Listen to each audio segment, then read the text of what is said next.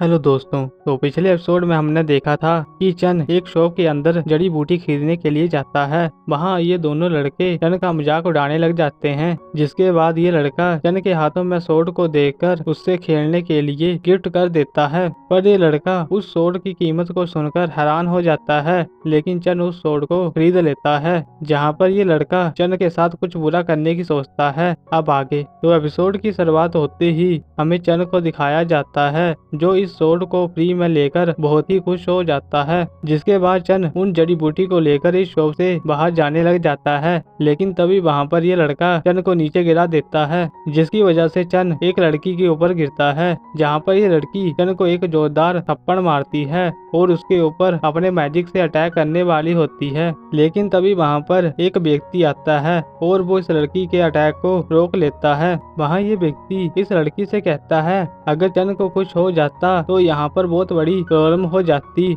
जिसके बाद ये लड़की कहती है ये लड़का मेरा फायदा उठाने की कोशिश कर रहा था, इसलिए मैंने इस लड़के को सबक सिखाया और ये जगह तासोल लोगों के लिए है, लेकिन इसकी तासोल तो अवेकन ही नहीं है। तो फिर ये व्यक्ति यहाँ पर क्या कर रहा है? इतना कहकर ये लड़की वहाँ से चली जाती है। जिसके बाद हमें चन को बेहोश पड़ा हुआ दिखाया जाता है। वहाँ ये व्यक्ति चन को उठाकर उसके घर ले जाता है। फिर हमें इन सभी लोगों को दिखाया जाता है जो चन को इस हालत में देखकर हैरान हो जाते हैं। जिसके बाद हमें चन और वांगियो को आपस में बात करते हुए दिखाया जाता है। वहाँ चन वांगियो को बताता है मेरी किस्मत बहुत खराब है, मैं बस वहाँ पर जड़ी बूटियों को लेने के लिए गया था, लेकिन फिर भी मुझ पर किसी व्यक्ति ने हमला किया और मेरी एक लड़की से भी लड़ाई हो गई। जहाँ पर वांगियो कहता है तुम बहुत ही कमजोर हो, लेकिन तुम्हें बाकी लोगों से स्ट्रॉन्ग बनना होगा, इसलिए मैं तुम्हें बुक ऑफ 10,000 टाओ की सीक्रेट सोल टेक्निक सिखाऊंगा। जिसके बाद चन कल्टीवेशन करने लग जाता है। वहाँ वांगियो चन को समझाता है कल्टीवेशन करते समय तुम्हें अपने मन को शांत रखना होगा। फिर हमें ग्रैंडपा को दिखाया जाता है जो चन को चेक कर रहे होते हैं। जब ग्रैंडपा चन को चेक करते हैं तो वो चन को देखकर हैरान हो जाते हैं। जहाँ पर चन के फादर ग्रैंडपा से पूछते हैं क्या बात है, तो ग्रैंडपा उन्हें बताते हैं मुझे ऐसा लग रहा है चन की पावर मेरे ताओसोल को अब्सॉर्ब कर रही है और मैंने पहली बार इस चीज का सामना किया है। जहाँ पर ये व्यक्ति भी इस बात को सुनकर हैरान हो जाता है। तो ग्रैंडपा बताते हैं शायद ये कोई गलती भी हो सकती है, लेकिन अब चिंता करने की कोई जरूरत नहीं है क्योंकि चन अब खतरे से बाहर है और उसे थोड़ी सी दवा और रेस्ट चाहिए, जिसके बाद चन बिल्कुल ठीक हो जाएगा। जहाँ पर चन के फादर ग्रैंडपा से कहते हैं क्या हम इस बात को जाने देंगे, जिस पर ग्रैंडपा कहता है ये सब कुछ चन खुद ही संभाल लेगा, नहीं तो ताओ वांग फैमिली कहेगी हम इसे फिर से बड़ा मुद्दा बना रहे हैं। इतना कहकर ग्रैंडपा वहाँ से चले जाते हैं। फिर वहाँ चन के फादर कहते हैं मैं तुम्हें एक नई मेड लाके दूंगा जो चन का ध्यान रख सके।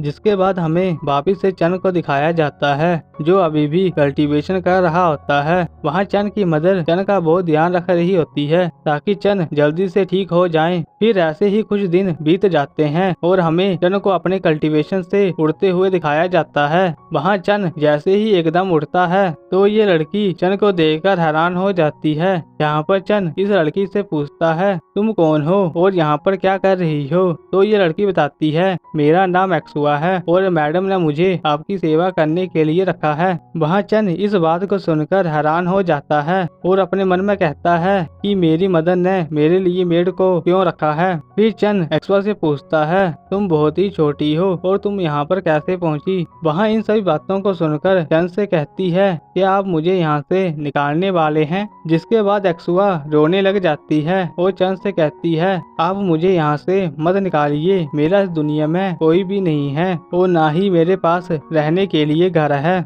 जहाँ पर चन इन सभी बातों को सुनकर एक्सुआ को चुप कराने लग जाता है और उसे बताता है अगर तुम ऐसे ही रोती रहोगी तो लोग पता नहीं मेरे बारे में क्या समझेंगे। जिसके बाद चन इस लड़की से पूछता है तुम कहाँ से आई हो।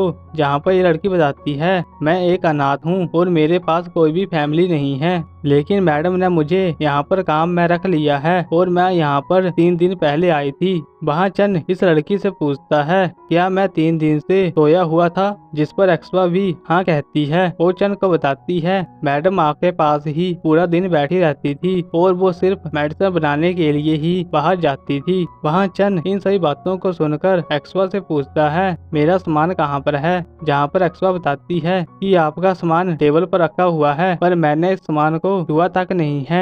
जिसके बाद चन अपने सामान को देखकर शांति से बैठ जाता है। फिर वहाँ पर चन की मदर आती है जो चन को उठा हुआ देखकर बहुत ही खुश हो जाती है और जल्दी से उसे अपने गले लगा लेती है। जिसके बाद चन अपनी मदर से कहता है मैं बहुत ही भूखा हूँ। जहाँ पर चन की मदर जल्दी से खाना बनाने के लिए चली जाती है और यहाँ पर इस एपिसोड की एंडिंग हो जाती है। तो अब मिलते हैं आपको सीधा ही नेक्स्ट वीडियो पे, तब तक के लिए गुड बाय।